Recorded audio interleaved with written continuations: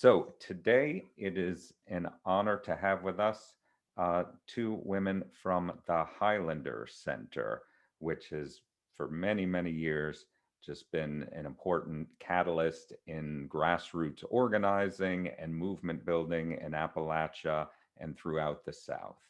And let me say, so we have with us, who you are seeing now, Elizabeth Wright, and she has been with Highlander. She first came to Highlander in 2005 as an intern, and she served on the staff in multiple roles since 2014. And we also have Candie Carawan, who has been based for many years at Highlander and just has such a rich history with her husband, Guy, who they've worked together for more than 50 years as cultural organizers and educators. And for Highlander and for Candie and Guy, music has been central to their work, music and culture in organizing. So it is a pleasure to have them with us. And we will be able to, you can use the chat. We won't necessarily be able to answer questions from the chat. So if you have a question you really want to address to Elizabeth or Candie, please use the Q&A function so that it will always stay present. And when we get to the end, we will take some questions. So with that, I am going to turn it over to Elizabeth. So thank you so much, both of you, for being here. Glad to be with you. Yeah, thank you so much. And I'm really happy to have Candie joining me today in this conversation. Our hope is that we'll share a little bit about the Highlander Center and what we do and who we are, and more about our methodology of cultural organizing, which is a big part of this conversation today, and how music and art and culture can contribute to social change. We'll share a little bit about what that's looked like at Highlander. And then we'll share a little bit towards the end about some upcoming ways you can plug in with Highlander and learn a little bit more about our work today. And then, yeah, we hope you all will have a few questions, and we hope we'll have time to get to those at the end. So Candie and I are going to kind of take this a little informally. And so I might kick it to her and she might jump in at any point, and we'll go from there. So a little bit about the Highlander Center. We have been around since 1932. So this is our 89th year. We're really excited to celebrate our 90th year next year, and we hope to be able to do that in person.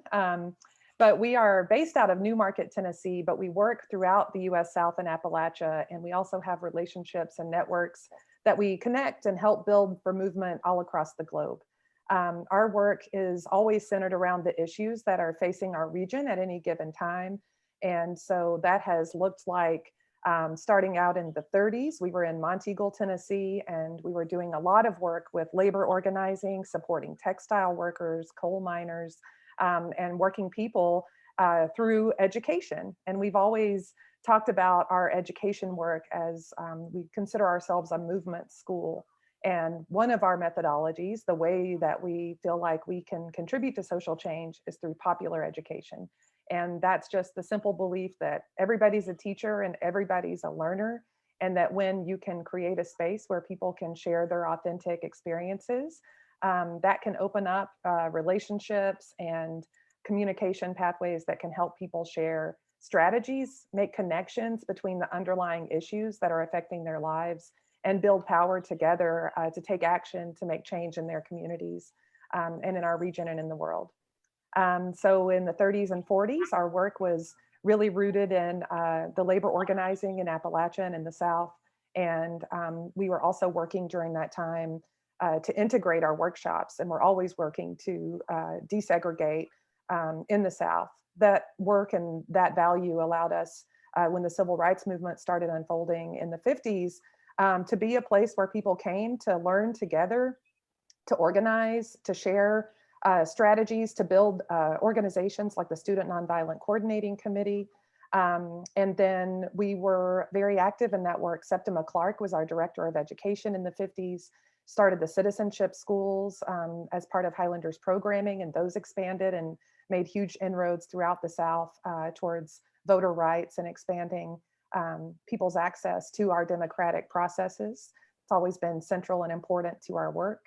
And starting from there in the 70s, 80s, and 90s, and into today, we expanded our work, beyond that central issue, but always kept it at the core with racial justice values, economic justice, environmental justice throughout Appalachia, and supported people who were working in their communities to fight against strip mining and against the exploitation of coal companies and the pollution and the impact that had on communities and workers and economies.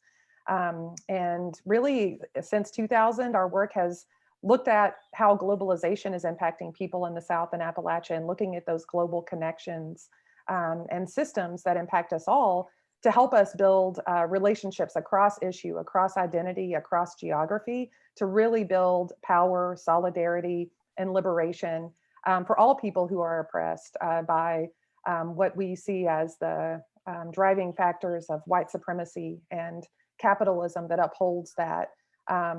So, our work looks different at any given point, depending on what's happening in the region. But I mentioned our methodologies as always being central to how we work. And cultural organizing, which is what we're here to talk about today, has always been core to the way that Highlander functions. A lot of that is because who we are as people, the staff are people who are directly impacted by these issues, who are living in the South and Appalachia. So people bring their own experiences and traditions and practices to this work. And in the South, a lot of that has meant, that we sing together. Some of that comes from a faith background and spiritual tradition. We like to cook food and prepare it and eat it together and talk over a meal. People like to dance, and cultural organizing and bringing that into the work of community organizing and building out strategies and building networks of people who are willing to fight together for justice, to change the conditions in their communities, has been really central to our work. So Candie, would you say anything you want to add about cultural organizing and what it means to social change and how you've seen it and experienced it? Well, first of all, I'll say you did a really good job with that, Elizabeth. Thank you. I think the one thing I would really emphasize is, particularly when we're talking about building social movements, is to try to draw out from people who are gathered together the cultural things that make them feel really powerful. Because often people coming into the Highlander world, they don't have a lot of formal education, they don't have a lot of wealth, they're sometimes not recognized in their community as power players at all. But one thing that they do have in abundance in the South, just like Elizabeth said, is a rich cultural tradition. And I think Zilphia and Guy and I as well looked for the things that really help people remember that they come from communities in struggle, and that they're survivors, long-term survivors, and that a lot of their cultural knowledge really gives them the power to stand up for the very difficult issues that they're going to be taking on. So other than that, the other thing I would say is people always said, well, and Guy and I said it ourselves, well, we work in the fun part of Highlanders work, because people come with, very, very serious problems. And there's a lot of really dealing with the nitty gritty of how difficult it is to fight for the justice that we've always needed here in the South. But the cultural piece was where you had a chance to laugh together. It was the place where you could celebrate. You celebrate the victories that you have had, and you just celebrate being together. And so, yeah, all that works together. Yeah, thank you. Yeah, I think that's an important part of it. We try to recognize that as we're building social movements, this work is hard, and the people who are in leadership, at least from Highlanders' perspective, are the people who are directly impacted. People from these communities who are experiencing, like we mentioned throughout the years, either oppression in the workplace or oppression, in their communities from corporate overlords who are taking over the natural resources where they live, from white supremacy that's systematic and that's also, experienced interpersonally for people.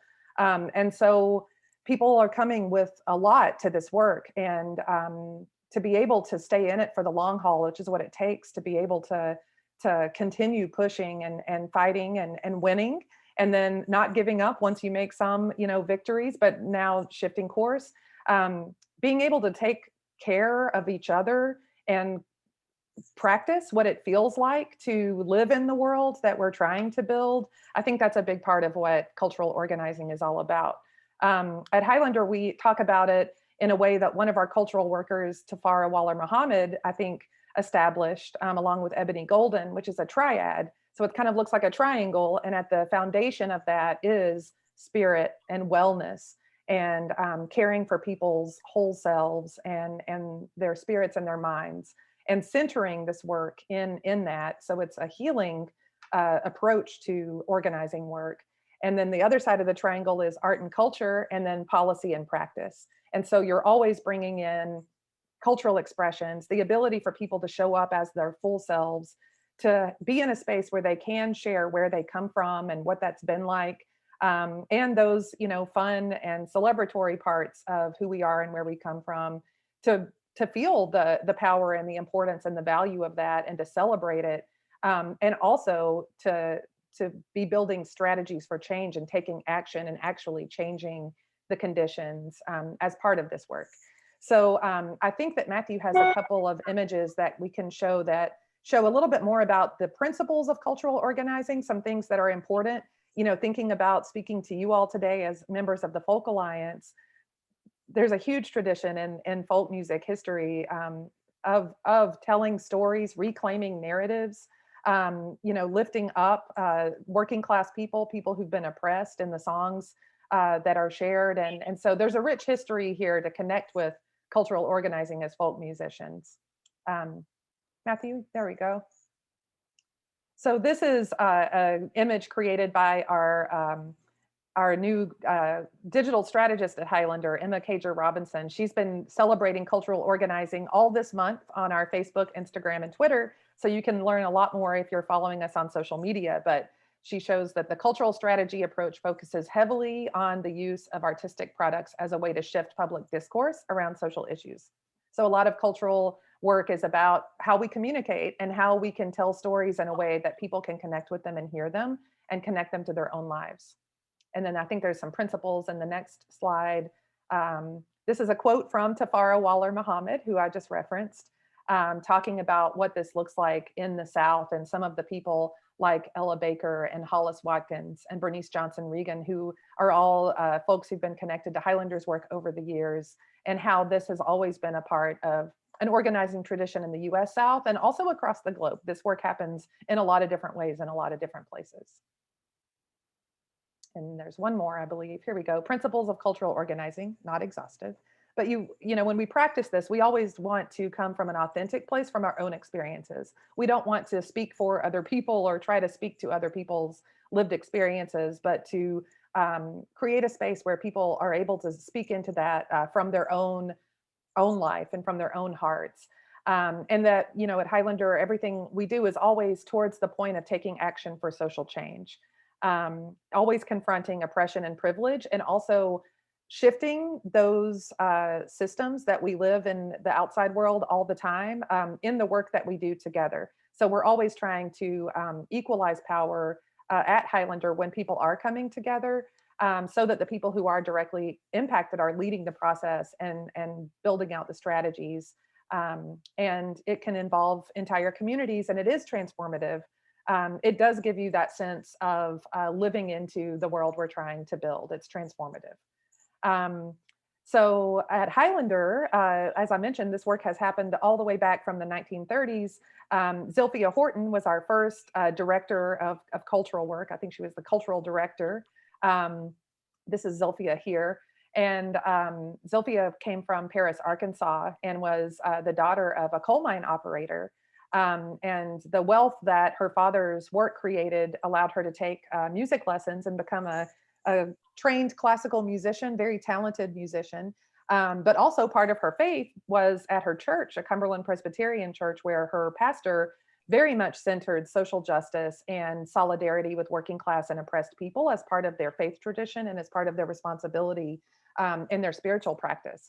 So Zilphia took that to heart and used her musical training, and the workers in her father's mine started organizing for more rights and for better health conditions in the mine that her father owned. And Zilphia went out and supported that and was helping them. And her dad didn't take too kindly to that and ended up kicking Zilphia out. And in 1935, she came to Highlander with her organizing work. She had been connected with the Highlander Center. So she came to Highlander in Monteagle just 3 years after we had been established. And she ended up marrying Miles Horton, one of the founders of the Highlander Center, and they had a family together. And Zilphia brought her music and her organizing skills and strategies to our work at Highlander, and ended up just collecting and sharing folk songs and music that had been learned from different spiritual practices from different communities, and helped shape these songs into, labor anthems, essentially, that really empowered people and helped people share their stories in a different way. And she was at Highlander until 1956 when she passed. And that year was the same year that Septima Clark came to Highlander, who started the citizenship schools. And so this was moving right into out of a long period of labor organizing and desegregating labor organizing at Highlander into the civil rights movement. And that was around the time that Candie first came to Highlander. And I'm going to stop talking so much now, and I'm going to kick it to Candie to share her experiences starting in that period and then all the way up through today, where she's continued to stay very active in this work. So Candie, I'll let you tell the story of the work from there. Okay, let's see. Well, the first thing I'm going to say is I didn't come until 1960, so I did not actually have a chance to know Zilphia, but Guy knew her very well. And I feel like the work that we ended up doing at Highlander very much built on the foundation that Zilphia had laid. She had such a wonderful way of using culture and infusing it into all the work of Highlander. And also she played a very important role in reaching out to the community. Highlander's up on this mountaintop, Monteagle, small town. And particularly when we began to invite Black people to the top of the mountain, there was a lot of skepticism about what Highlander was doing. There was a lot of fear. Zilphia was a wonderful, warm outreach person in terms of building a relationship with the community. And I think that cannot be overemphasized. That was extremely important. Let's see, I think I'll say Guy first came to Highlander because Pete Seeger told him about it. Pete had been at Highlander in Monteagle, and he also knew Zilphia from her times going to New York, where she studied theater, and they were in the folk music world together, Pete and Zilphia. So Guy, who grew up in Los Angeles, his parents were Southerners, and he had become very good friends with Pete, and he said, well, I want to make a trip through the South, and I want to see where my parents are from, North and South Carolina, and I want to learn more about the music. Guy had already studied folk music in college, and listened to a lot of the Library of Congress field recordings, particularly when he was at UCLA in the sociology department. And Pete encouraged him right away, and he said, oh, traveling in the South is very important for you to do. And when you're doing that, you must go to the Highlander Folk School, because that is a place where the music is alive and well, and where they really link it to the social justice work that needs to take place in the South, and it is taking place in the South. So that was very key to Guy getting to Highlander. And on that first trip around the South, he traveled, this is for the folkies out there, he traveled with Ramblin' Jack Elliott and with Frank Hamilton, and the three of them were the Dusty Road Boys, and they traveled all through the South and busked on street corners and had virtually no money, so they would have to keep passing the hat and playing music. And anyway, the three of them got to Highlander, and they loved it there.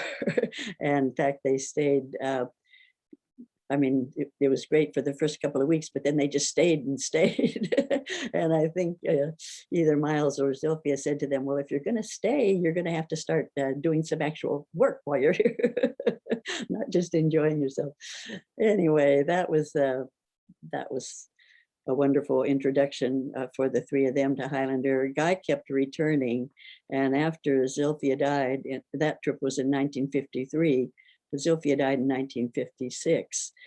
And by then, things were starting to happen in the South that were really exciting. It's when Dr. King was emerging, and I know Guy had a chance to go to a very large Black church in Boston and hear Dr. King speak.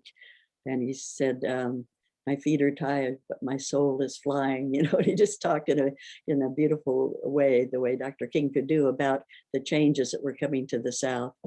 And there was also a very powerful choir in this church. And I know that was the moment where Guy just felt like, I need to get back to the South. You know, my parents are from the South, and there are things happening there that I really want to be a part of. And so he called Miles from New York, where he was living, and asked if he could come and be a volunteer at Highlander.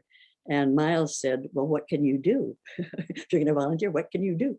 And Guy said, well, I play the guitar and a banjo, and I do know a lot of songs out of the labor movement, and I think I might be able to, you know, do some of the cultural work there. And Miles said right away, well, we really need that, because we're missing Zilphia, and she was just the heart and soul of that music. And so if you want to come down and try to do some of that work, that we'll take you. So Guy went down in 1959. And then I, in the meantime, had gotten myself south from Southern California, and I was attending Fisk University in Nashville, historically Black college in Nashville, and I had become involved in the sit-in movement there. And that got me to Highlander, because Highlander organized the first Southwide gathering of students from around the South that had been participating in sit-ins, which were, you know, a major frontal attack on segregation. That's what the sit-ins were. So I came up to a workshop, and Guy was there, and he was teaching songs and also trying to find out what songs we already knew from our experiences as part of the sit-ins. And he taught us, I'm going to sit at the welcome table and keep your eyes on the prize, and we shall overcome. And of course, as soon as all the students heard those songs, they felt like, these are the songs we need. You know, this is speaking right to what we're involved in. And so that was a great way to enter Highlander, because to me, that kind of symbolizes the way people come together, share their experiences, share what songs they know, and learn new ones. And then there's always a question at the end of every gathering, well, what are you going to do when you go home? Speaking to the point that Elizabeth made, that is, all of the work at Highlander is geared toward taking some action to really change the problem, the things that need to be changed. And the people who are experiencing those problems and naming them are the ones that have to decide what actions those are going to be. They're going to be the people taking the risks. So nobody at Highlander is going to suggest what they should do. Instead, they're going to be asked, what do you feel able to do when you go home? And yeah, so I was able to experience that firsthand that very first time I came to Highlander. And I met this very handsome guitar player who began to then visit in Nashville during the next few months. And that was really our courtship. So that's enough on that piece, Elizabeth. I'll get it right back to you. No, thank you, Candie. That's always great to hear your stories and experiences. And I know that after that, though, you and Guy continued to stay on at Highlander and did more work and expanded out from your work in the civil rights movement. You want to share a little bit more about what the music and cultural organizing looked like for you in the next, few decades after that? In a nutshell. Well, yeah, I'll say a little something about the civil rights movement, and then I'll also say that because Highlander, through Septima and Esau Jenkins, had begun the citizenship education program in the Sea Islands, that would soon take us to the Sea Islands, where we would live for 2 years. So that becomes another really important piece in our personal history. And also getting us into a community where some of the richest and deepest Black African-based culture was still alive. But during, say, from 1960 to 1965, I think the work had several parts. One was to get out into Southern communities where the movement was taking place and learn from what was going on there, and give support to the musical pieces that were being expressed. I mean, the South by 1962, 63 was just rich in songs blooming up out of the situations people found themselves in. And that could be really different. It could be if you're in a real small town where there's real strong church traditions, maybe like Albany, Georgia, there's going to be one form of music. If you're in Birmingham, which is an urban center with gospel choirs, you know, the music's going to have another whole feeling. So it was an incredible experience to do that field work and get around to those communities. And one thing we did in most of those communities was record. Guy had a big, heavy tape recorder, an Ampex. It was like a big suitcase, and it probably weighed 50 pounds. But his idea was, and again, this is like what Zilphia did with the songs from the labor period. He felt like the people doing the movement don't have to have time or luxury to be documenting themselves while they're doing it. And this is such rich music, and also the stories that tell about the music and why it's important and tell what's happening in the South. All of that seemed very important to get down on tape. So we did a lot of recording, later helped get some of that out on some long play albums, and put some of the repertoire into a little small songbook you could put in your pocket to help spread the songs around. So that was one piece. And then there was a piece of bringing people specifically together for cultural workshops, so that you know, this is before the internet and before all these things, that the way culture spreads now just so quickly. But in those days, to actually bring people together in a space over a weekend so they could learn each other's songs and go home with more songs into their situation, those were very important. And some of those were at Highlander, and some were out around the South in different communities.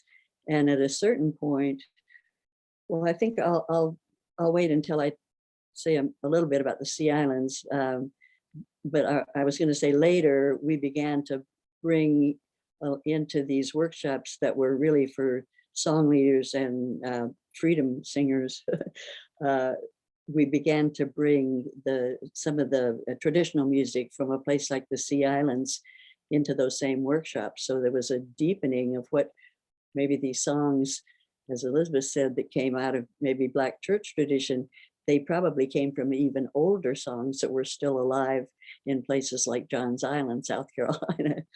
So just to speak about that for a moment, these citizenship school programs throughout, they started on Johns Island, South Carolina, and then they spread throughout the Sea Islands.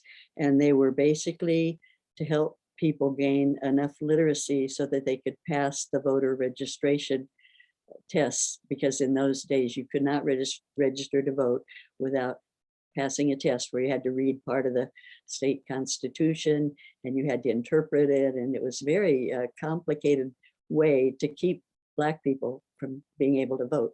Kind of similar to some of the things that are going on right now.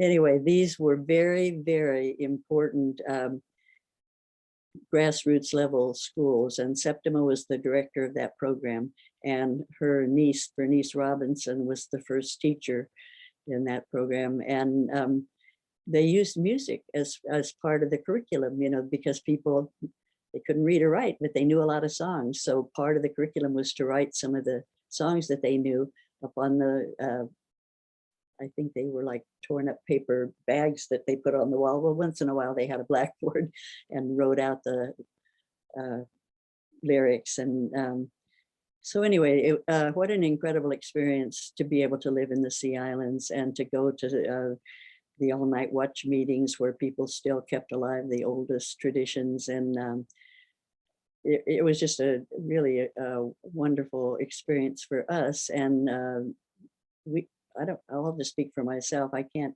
even begin to explain all the things I learned by living in a community like that. And as I just touched upon, I'll say one more thing about it. As these cultural workshops happened up till about 1965, we began to include some of the singers from Johns Island in those, and Bessie Jones, who came from the Georgia Sea Islands, and the young freedom singers would hear this deeper layer of music and realize that's probably the roots of what we're singing about.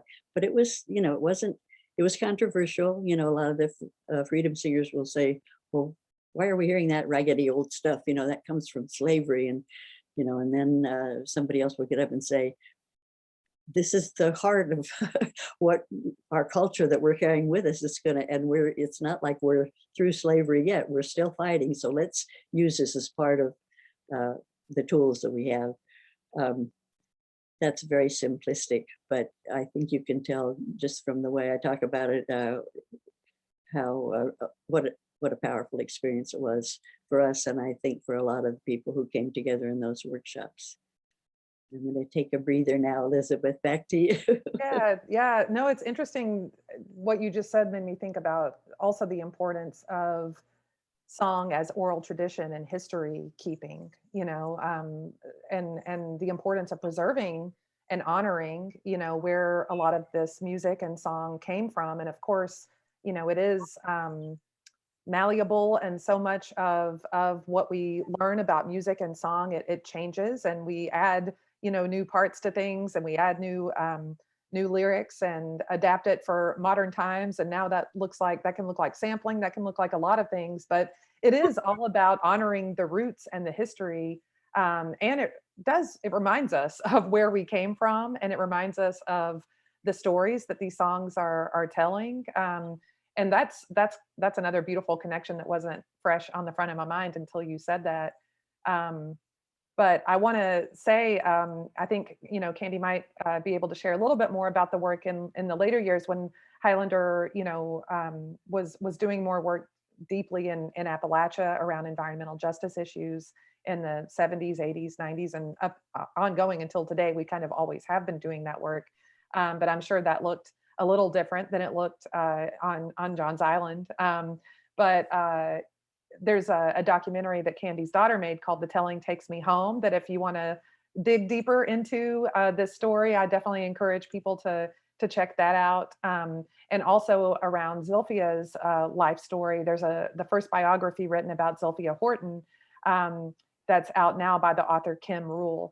And so I think we have an image of that book, if Matthew doesn't mind pulling it up for us so people can see that. You can order this book, A Singing Army, Zilphia Horton and the Highlander Folk School, at Highlander's webpage. We have a bookstore online with a lot of great books.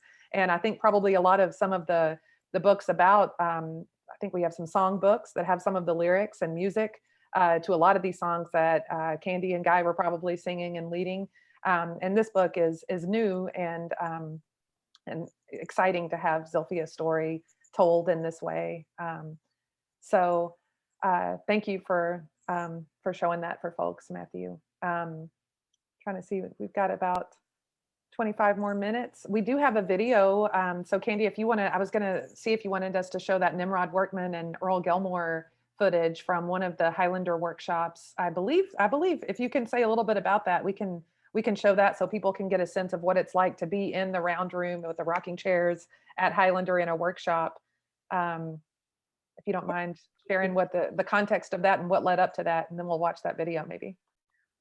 Well, I probably know more about the context after I see the video, but I'll just say the same thing during the Appalachian period. The issues that people are fighting are different. A lot of them are environmental issues, strip mining, which was just massive in the late 1960s, a lot of environmental issues and a lot of health issues and educational issues. There goes my phone ringing again. I'll just say something about Highlander starting to work in Appalachia, though, and it really came from a challenge out of the civil rights movement.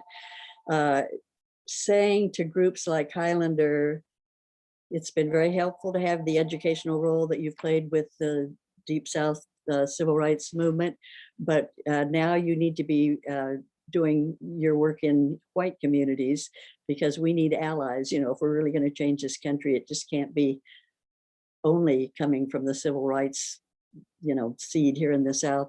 So your responsibility is to work in white communities where a lot of the racism lives and needs to be challenged, and where we can build a larger umbrella of people fighting to really make this a more democratic country. Country. And the staff at Highlander, under Miles' direction at that point, thought that's absolutely right, and that is what we should do. And so then there was a whole period of, well, first of all, a lot of the staff changed to bring on people who were coming out of Appalachian communities and facing the problems that were Appalachian problems. And the role for staff was to spend time in communities listening to what people are angry about and hopeful about, and where some change might begin to happen. And so Guy and I were lucky to stay on the staff at that point, and we moved up into Appalachia, into Eastern Kentucky, and started learning a lot from communities up there. And one of the first things I learned was, well, they might think racism lives in white communities, but there are a lot of people in Appalachia that are also very oppressed. And it was very easy to see that there could be some parallels and building between oppressed people once they understood that, well, we all get targeted with toxic dumping and, you know, environmental things, and we're all suffering because we don't have power and because we don't have money and because of these big corporations. So that's how we got up there. And then we began to develop this same kind of gatherings where you bring people together to share music and culture and to learn from each other. And also the same kind of recording people's stories, and the same doing field work where you go into communities and find out who's there and who will benefit from having some support, or maybe a little mentoring if they're younger people who would like to do cultural organizing. So all of that went into the mix in Appalachia.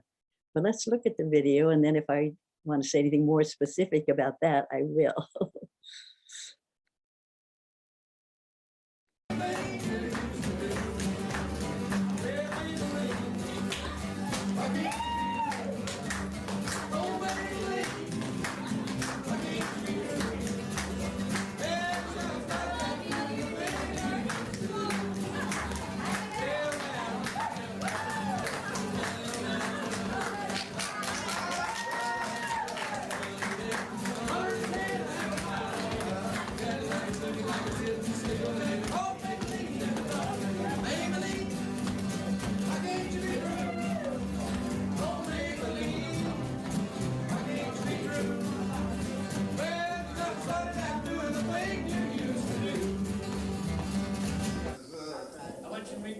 Wright workman here.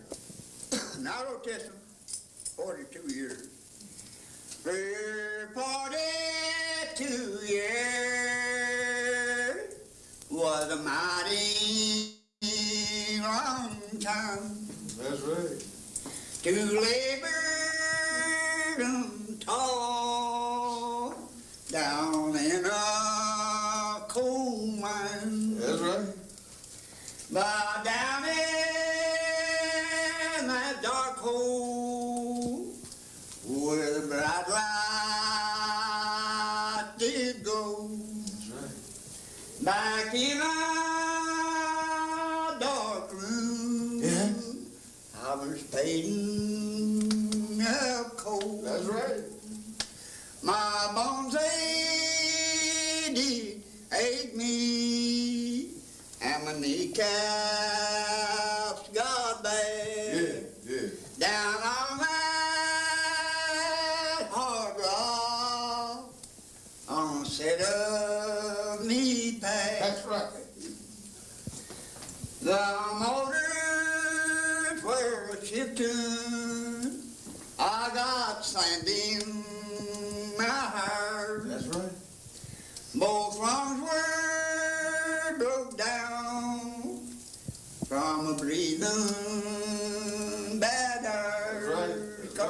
want me then. That's right. They sent me to Columbus. I could find a new job. Yeah, yeah. I wouldn't got one. I went to the doctor, and I heard him say, most lungs is broke down. He's seen his best days. That's all right. Then he come to me. He said, both lungs is broke down, and you've seen your best days. Yeah. Go back to that coal mine where they got you this way. It's all right.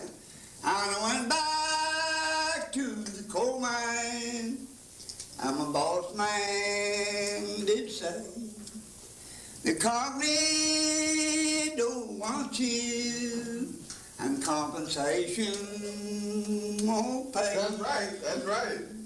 But our doctors, they told us, the dust didn't get you this way. That's what they say.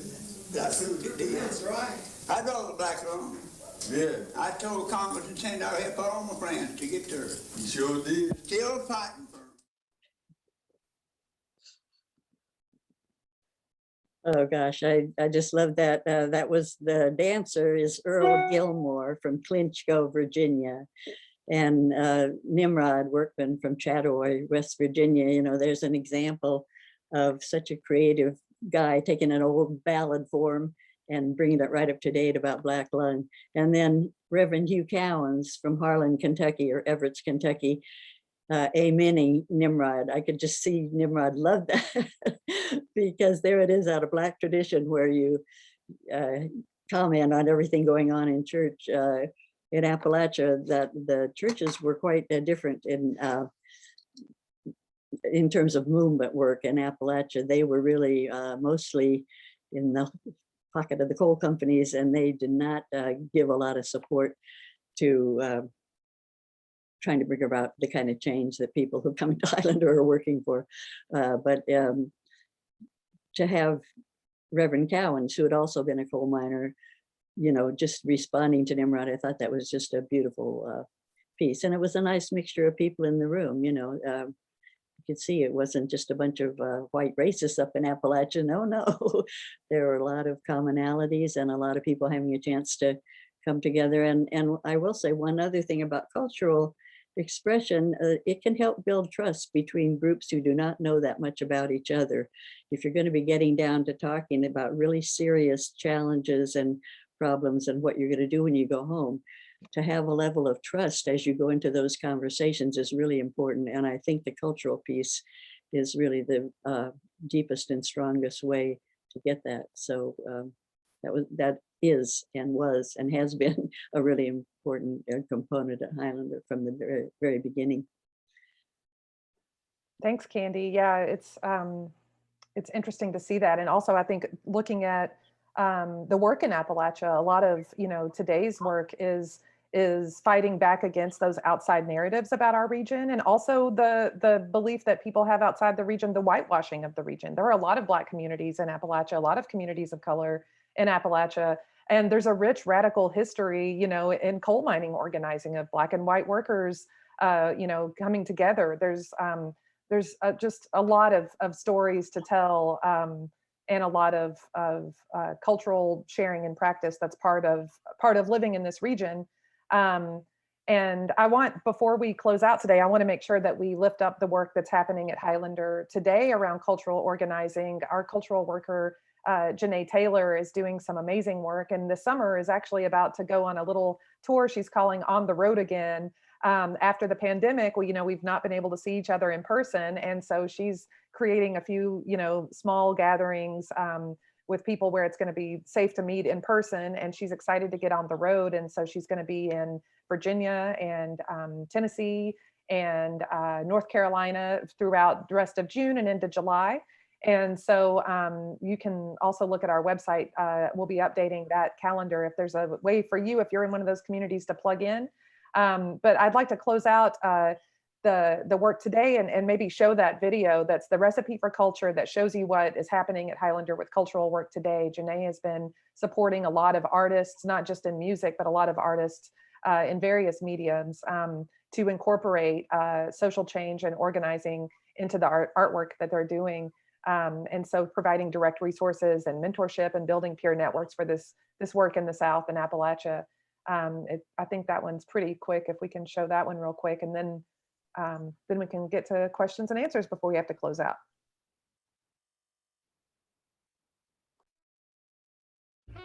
When asked, what is the recipe for culture in this time? We sat with the question. We spoke to our communities and we connected with Southern culture bearers. The basis of my entire art practice, be it written or visual or educational, has utilized the recipe for culture, and it's Blackness. It's us, it's Black people, and more specifically, it's Black women, Black femmes, Black marginalized genders, it's queer, and it's trans, and it's intersex and non-binary Black people. It's Black fat people, it's Black disabled people, it's Black poor people, it is indigenous Black and diasporic Black people. So yeah, that's it. That's my answer. It's us, and that's why my work depicts us, because we are the art.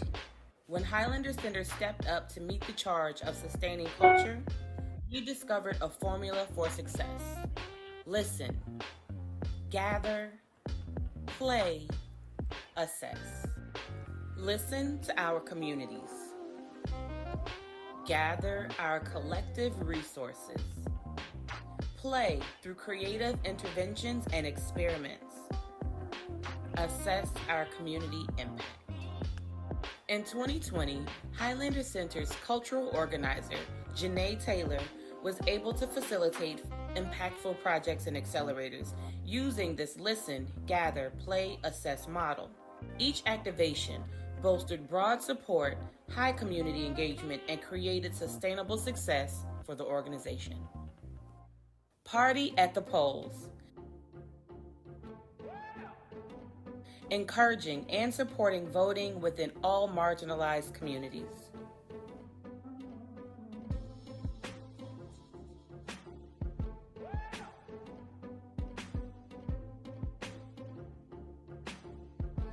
The Cultural Bazaar. Fostering community support, awareness, and direct mutual aid for communities in need.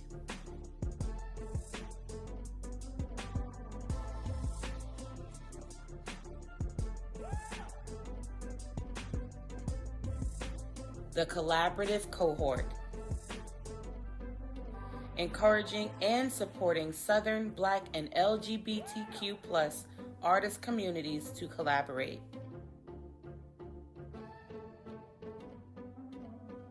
Porch Conversations. Facilitating candid dialogue around the power of maintaining strong relationships within our cultures.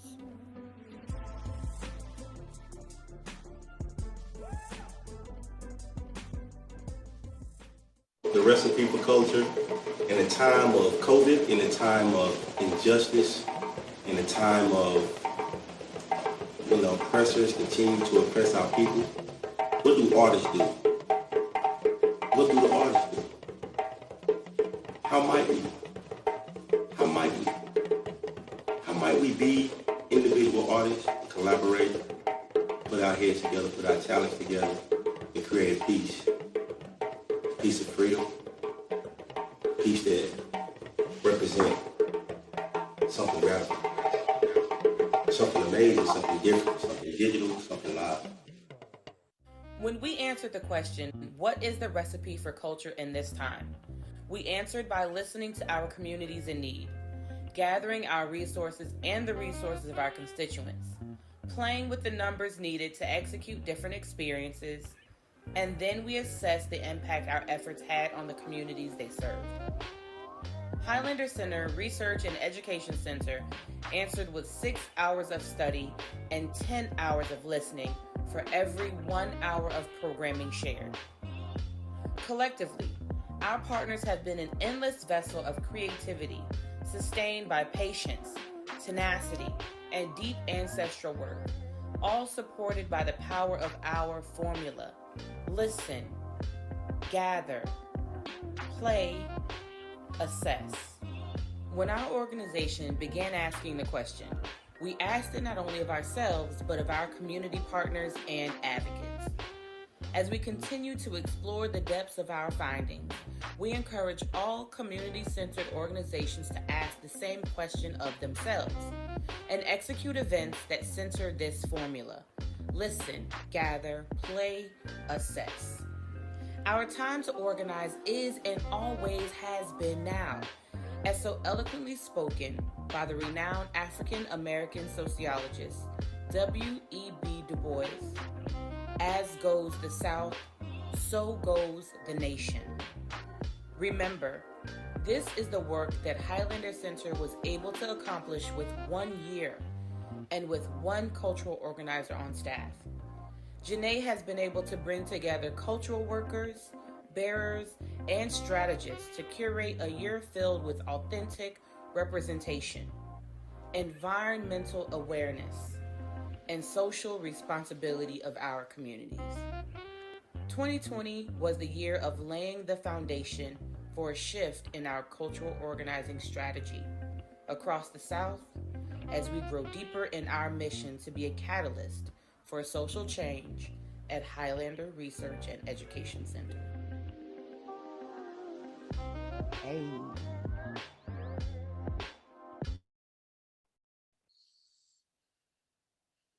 Thank you. Yeah, I just wanted to make sure that we showed that, this work evolves and, is always rooted though in the same principles and practices and approach. And so I definitely want to lift up Janae's awesome work. And it's definitely inspired by 89 years of this history. So I know we just have a few more minutes and I think we have a few questions. So I'll kick it back to Matthew.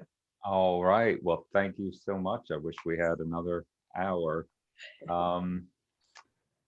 Let me see. I will read a couple of the questions. One from Nell Levin. How do we organize people in Tennessee to get them to vote in their own interests instead of voting for Republicans like Trump?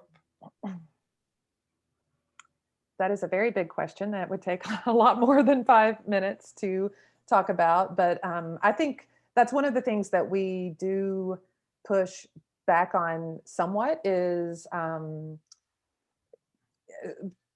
don't know how else to put it, but kind of, a perception that that people are maybe voting against their own interests. I think we definitely are being manipulated by the way that districts are drawn, by the way that access to voting is not as open and encouraged and as easy as, for workers who might be, not get paid time off to go to the voting polls, or for people who don't have a booth, in their neighborhood. There's a lot of complex issues around how, this stuff turns out. But the thing that I think, what you just saw in that video is listening to people, finding a way to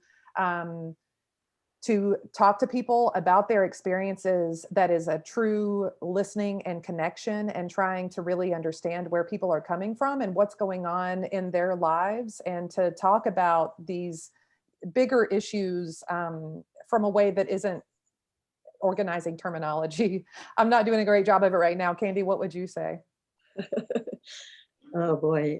Well, I like going back to Janae's piece. I think the listening piece is really important.